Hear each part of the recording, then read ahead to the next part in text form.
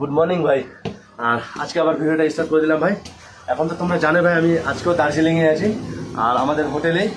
আর সকাল ভাই এখন ঘড়িতে টাইম হচ্ছে 8:10 আর আমাদের ছাদের উপর থেকে দার্জিলিংয়ের ওয়েদার হচ্ছে এই মতো ভাই। প্রচুর ফগি হয়ে আছে দেখতে পাচ্ছ।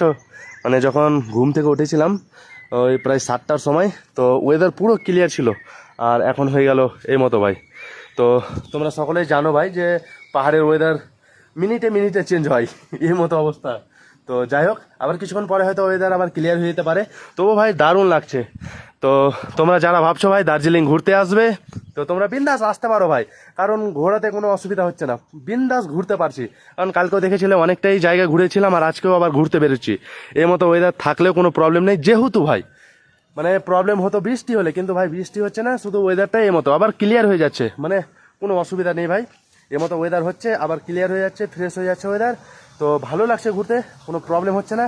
শুধু বৃষ্টি যদি হয় তাহলে প্রবলেম হবে ঘোরার, সকলেই জানো ভাই। তো কোনো প্রবলেমের কোনো ব্যাপার নেই ভাই। যারা ঘুরতে আসতে চাইছো বিন্দাস আসতে পারো ভাই দার্জিলিং, বিন্দাস।